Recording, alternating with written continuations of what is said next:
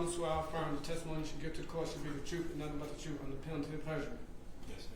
Big lower your hand, state your name, and spell it for the record. Gary Harris. G-A-R-Y-H-A-R-R-I-S. Good afternoon, Mr. Harris. How are you? Good afternoon. Yeah, just hold the chair a little closer to the mic. Mr. Harris, where are you from originally? Memphis, Tennessee. And at some point, did you move to Atlanta? Yes, I came down for the Olympics. I was in concessions. And I came down in 96. 96. And is that when did you ultimately move to Atlanta at that time in 1996? Yes, I did. And when you moved to Atlanta or the metropolitan area of Atlanta, who were you living with? I'm living with my brother. And do you recall the street that you and your brother lived on? Clifton Springs. All right, is that Clifton Springs Road. oh, gotcha. Do you know if that's in DeKalb County? Yes, it is. And when you were living with your brother after the Olympics, what kind of work did you start doing? Warehouse. Warehouse work. And generally, what was your shift at when you was working at the warehouse? Basically, it was 5 until we finished. Sometimes we finish at 3, sometimes we finish at 6. Most of the time we finish between 3 and 4:30. So it's fair to say you kind of work overnight and you get Yes. off in the early AM hours. Yes. Okay. And how long did you do that? Maybe 2 years. 2 years? Yeah. And the 2 years you was working in the warehouse during the wee hours of the morning, were you still living with your brother or were you living somewhere Yes, I else? was. All right. And your brother's home on Clifton Springs Road, is that near a church? Yes. Right across the street from the church. The cemetery was right behind it. All right. And how long did you live with your brother? Maybe about 4 years. Maybe about 4 years. And so, did you move with your brother in 1996 when you came down? Yes, I then- did. Okay. And then you stayed there approximately 4 years. So. Yeah, right at 4 years. Okay. Gotcha.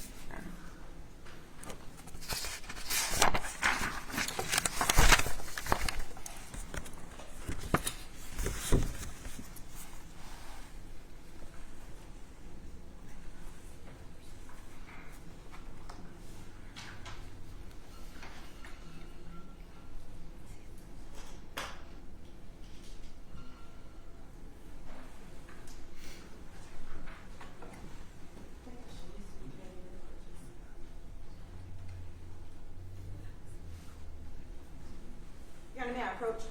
Sure. I'm holding what's been marked as States Exhibit 63 and 64 for identification purposes. Mr. Harris, what is depicted in States Exhibit 63? Address mailbox, And what's the address on that mailbox? 2230 Clifton Springs Road. And what's depicted in States Exhibit 64? This is my brother's house. And is that the house you resided in from 1996 to 2000? Yes. Is that a fair, accurate depiction of the house back when you resided there? Yes, it is. And that was my bedroom window on the end. And 2230 in States Exhibit 63, is that the mailbox right in front of the residence to which you resided in with your brother from 1996 to 2000? Yes, it is. Your Honor, at this time, the state would like to tender what's been marked as States Exhibit 63 and 64 into evidence. Any objection? No objection. 63 and 64 are admitted. Permission to publish, Your Honor. Sure.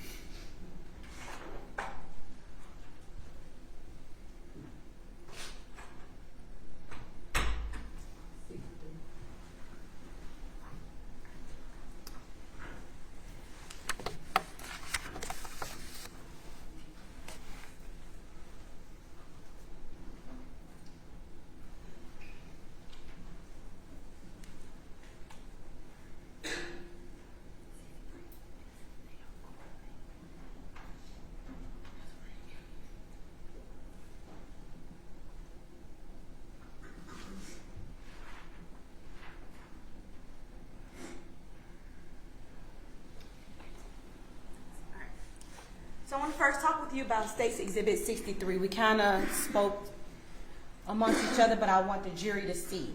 So,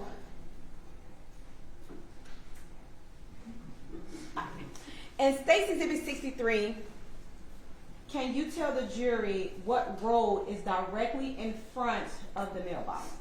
Clifton Springs Road. And the address 2230, is that your and your brother's residence or someone else's residence? That was me and my brother's residence. All right. And now, State's Exhibit 64. What is this? That's my brother's house. Now, Mr.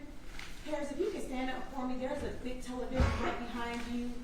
I want you to point to where your room was located inside of your brother's house. This window right here will be my room right there. Okay. Are you pointing to the one on the far right? Yes, right here.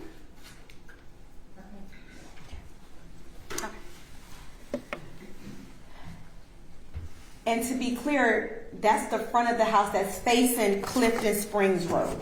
Yes, it is. Okay. Thank you.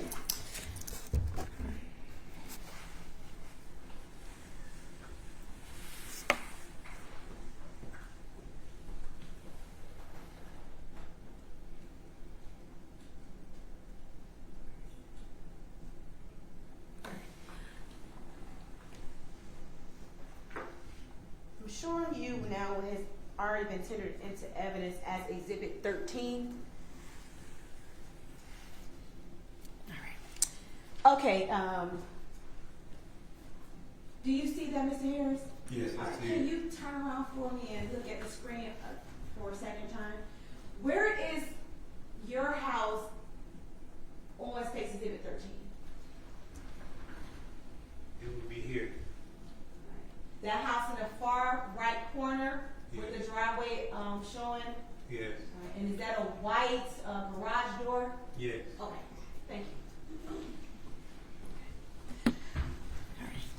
And so you stated that earlier testimony, you normally get home between 3:30 and 4 because you work at a warehouse, and that's roughly the time you get off, right? Yeah. What do you normally do? What is your normal routine back then when you came home? Well, basically, I slept in the room with my nephew. He was like 2.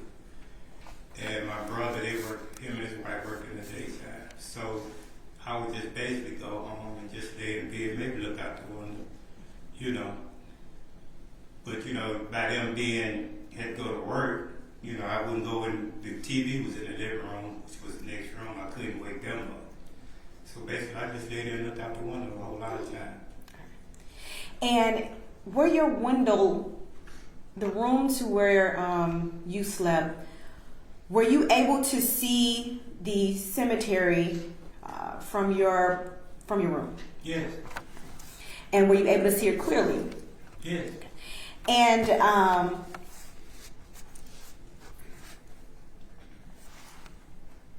from the 4 years you lived there, what was normally going on in that wooded area around the time you came home from work? Nothing.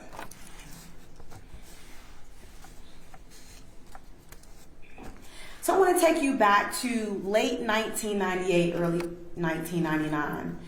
Being that you already stated nothing normally happens in this area, did something, did an incident stand out to you that you can recall? Yes. Okay, can you tell the jury about that? Okay, one night I was laying there and I heard a car door slam. So I looked out the window and I guess the passenger had got in the car, and then I heard another car door slam. I mean, the driver had got in first, and then the passenger got in, cranked the car, and they took off. Okay. I want to, around what time day was this? That was about 4 in the morning. Nighttime? Yes. Okay. Early morning. And do you recall the temperature that day? It was cold.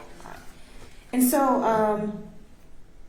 I want you to turn back around on the screen and tell me the vehicle that you did. Well, let me ask you this first. Did you look out the window and see any vehicles? Yeah, it was a vehicle. Yeah, it was bagged in. So when you They say it parked was, the car, I could see the tail lights. when you say it was bagged in, okay, you just said you can see the tail lights. All right.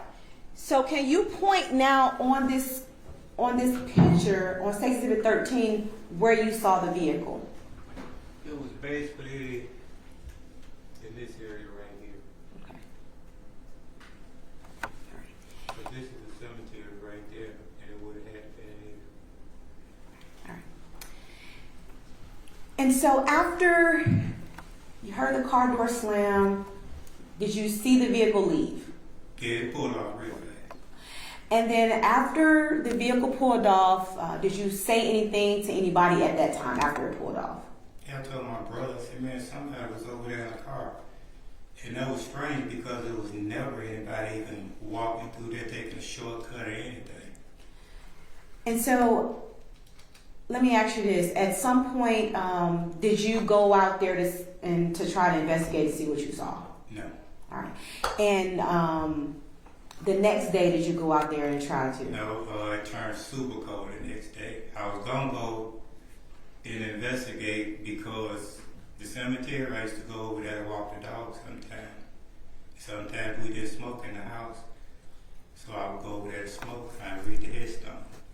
It's an old cemetery. And so you never went out there because it got cold, right? Yeah. At some point in time, did you learn that a child's body was found in the wooded area by the cemetery? Yes, I did. And what did you do once you learned of that? I called homicide and I talked to him and I told him about the car. And roughly, how long ago was this? First time I called, The first time? I think it was around 90 something. In the 90s? Yeah. Okay. And did any law enforcement officer ever come out to speak with you about what you saw? No, it didn't. Do you recall the person you had spoke to when you made that initial contact back in 1999? No. And after that, since no one ever came out, nothing happened for a significant time period. Right. I want to direct you now to 2022. At some point, did that incident that you saw back in 1999, did it resurface on the news? Yes, it resurfaced. And I called in again. And you called in again, and did you speak to someone or did you leave a message? I spoke to someone. All right. And then after you spoke to someone, were you then interviewed? Yes, I was. And did you provide them with the story that you are telling the jury here today? Yes.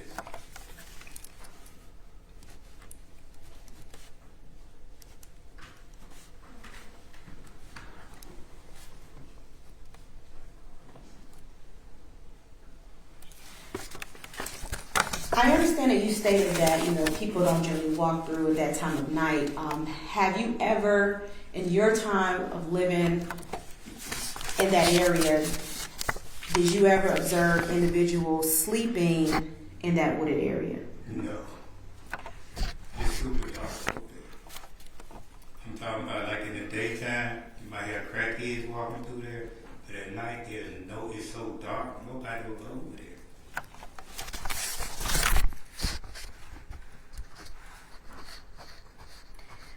The vehicle that you saw that night back when it was cold in 1999, were you able to determine the make and model of the vehicle? No. Were you ever able to determine the color or anything of that nature? No. You were just able to see the lights? The interior, like when they open the door. No disrespect, thank you. Cross.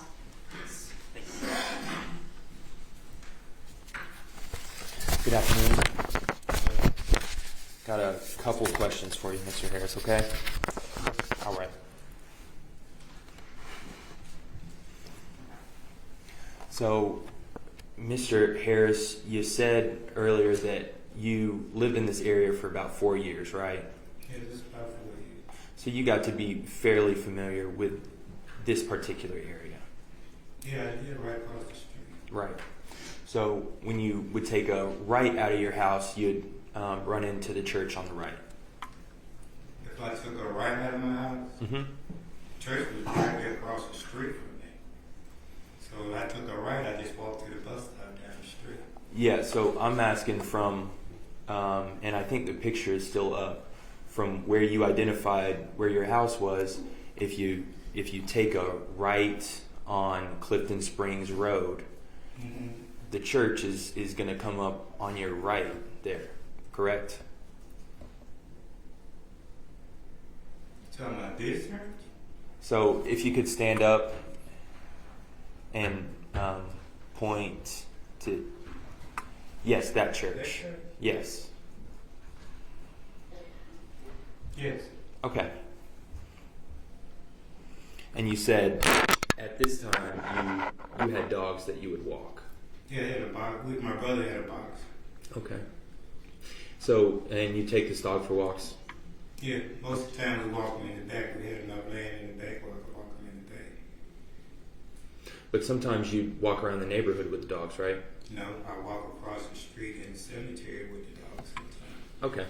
So the cemetery in that wooded area near the cemetery, that's where you'd walk your dog. Yeah, but the cemetery was across the street. It wasn't on my way. I know. I'm simply asking that you would walk your dog to the cemetery. Sometimes here and then, yes. Okay.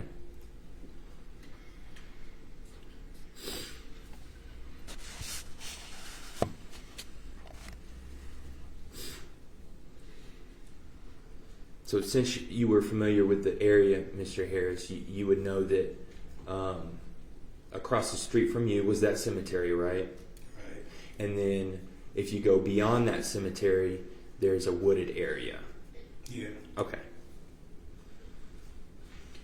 And in this picture, we're looking at, and I think it's on your monitor too. I won't ask you to stand up again, but it appears that there are some trees here in the cemetery, and looks like there's one in front of your house. Does that look correct to you? Yeah. And is that what you recall, there being a tree in your front yard? In my front yard? Yes. Yeah, it was back then. Okay. It was a small tree. Okay. And there's also trees in front of the cemetery, which would be in front of your house, right? So I'll rephrase that. There are trees separating your house from that cemetery. Yeah. And this is about what that area looked like at the time? Yeah, I would imagine. Because that whole area now is full of trees. Okay. I'm talking about, you just can't see the headstones now. There's so many trees over there. All right, Mr. Harris. So I want to talk about the night that you saw what you saw, okay? Okay. All right. We've already determined this was late at night. Early in the morning. Early in the morning. You had gotten off of work. Yes. Okay. So it was dark out. Oh, yes. And you said earlier that it was super dark in this area. Is your It's words? always dark over there. Okay. This is a fairly quiet neighborhood, correct? Yes. Okay. And there weren't any street lights. Yes, there are street lights. Okay. But over there in the cemetery, it's dark. Okay. No street lights in the cemetery. No. All right. That's why nobody ever walked through there. Okay. All right. So at this point, early in the morning, you got off of work. You were inside your house. Right. You were sharing a bedroom with your nephew at that point, Yes. and he was asleep, I'm assuming. Yeah. Okay. So the lights were off in your room? Yes. Okay.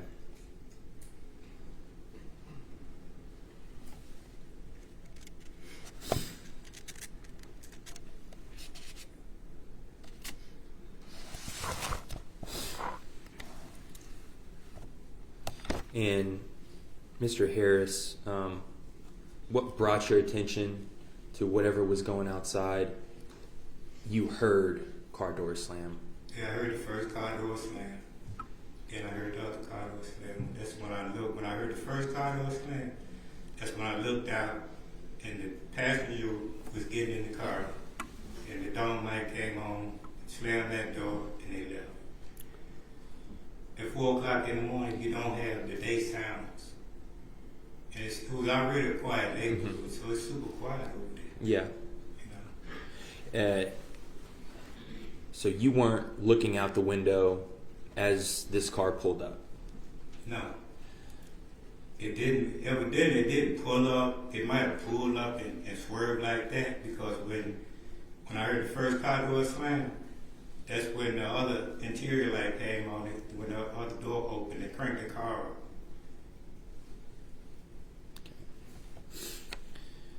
You couldn't see who was getting inside the car? No, I couldn't.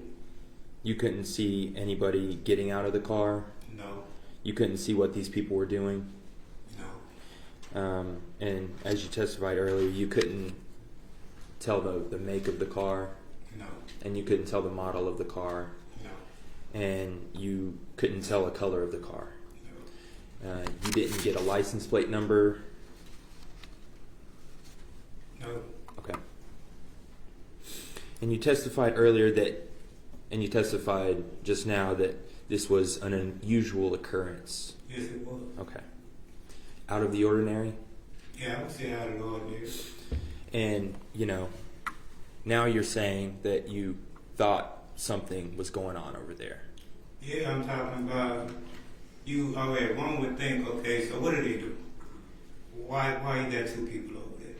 They could be doing one or 2 things. So what, they making out? But if they was making out, why would they be making out on the outside of the car instead of on the inside?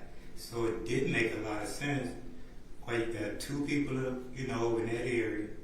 It's too cold to be outside making out, so what are they doing? Okay. It didn't make sense to you. It didn't make sense All right. to me. And so we've established it didn't make sense to you, but you did not walk over there to see if there was anything going on. No. The next day, you didn't walk over there to see what was going on. No. Over the next month, you didn't walk over there to see what was going on. No, I didn't. Okay. Now, Mr. Harris, I know we established a time frame when you were living at this house, and you say it was cold when you saw what you saw. Okay. But Mr. Harris, you can't remember a date that you saw this car. 20 years ago. Okay. And you wouldn't be able to remember a month either? No. And you probably wouldn't be able to remember a year? No. Okay.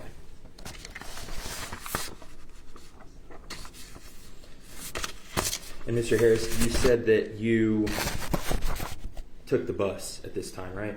Yes. There was a bus stop close by? Oh yeah, but I got a ride with a friend. The buses just started running at 4 in the morning. Okay. When buses were running, The first bus usually ran about 5 o'clock. where was the closest bus stop? Probably about, once I came out and made a right, probably about 30 yards down the street. Walking distance? Yes, walking distance. Redirect? Yes, Your Honor, briefly. Ms. Harris, you said that you saw 2 people getting out of the car. Well, you saw 2 people getting out of the car. Getting in the car. 2 people getting in the car. Were you able to determine whether or not they were male, female, or think? No. You stated that it was cold outside the night you saw the car. Do you know roughly how long after you heard and saw the vehicle in the wooded area from seeing the news clip that the little boy was found in the woods? I think it was probably a few months later. I want to say.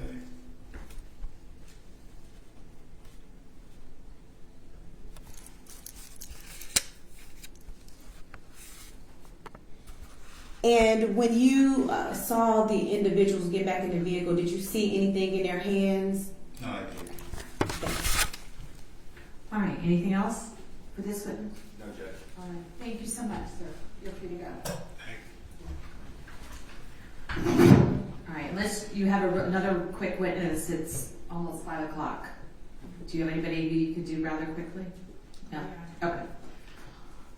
All right, then, ladies and gentlemen, we are going to recess for the day. For tomorrow, there are some matters that I need to address with council outside of your presence, so we're going to handle those first thing in the morning at 9, and I'm going to give you a little bit of a break and have you come in at 10 tomorrow instead. There's no point you sitting here in the jury room if I know we're going to be handling this other matter. We will do our best to finish by 10, so just be patient with us if it takes a little bit longer. And same instructions remain in effect. Do not discuss the case. Don't talk to anybody. Don't research anything. Don't go out to any location that was mentioned today. If you see anybody involved in the case as you are leaving the building today, do not talk with them. They're not going to talk to you. And get some rest. And I told you it would be better than yesterday as far as the end of the day. Okay? All right. I'll see y'all in the morning. Thank you so much for your attention.